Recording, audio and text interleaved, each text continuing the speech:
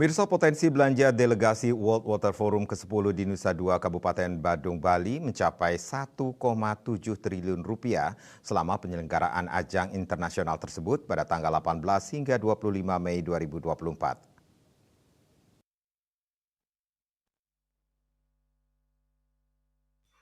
Menteri Pariwisata dan Ekonomi Kreatif Sandiaga Uno di sela World Water Forum ke-10 di Nusa Dua Kabupaten Badung, Bali, dikutip dari kantor berita Antara menyebutkan angka tersebut didapatkan dengan mengalihkan total peserta World Water Forum ke-10 di Bali yang diperkirakan mencapai hingga 50.000 orang dengan rata-rata pengeluaran untuk belanja termasuk produk UMKM mencapai sekitar 34 juta rupiah.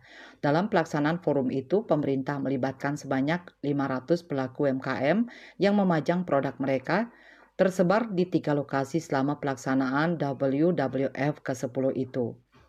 Selain di lokasi pertemuan, yakni di Bali Nusa Dua Convention Center BNDCC, pameran juga diadakan di lokasi lain yakni di Kuta dan Bali Collection Nusa Dua.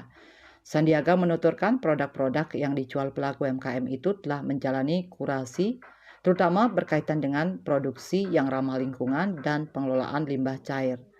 Produk itu diantaranya produk fashion yang tidak menggunakan bahan kimia, kemudian produk kria yang bersumber dari bahan daur ulang, sehingga menjadi ekonomi sirkular.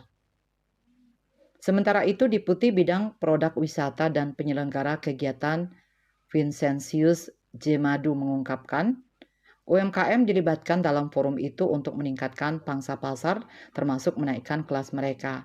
Meski begitu, sebagian besar pelaku UMKM tersebut menargetkan jaringan dengan para pelaku bisnis lainnya B2B.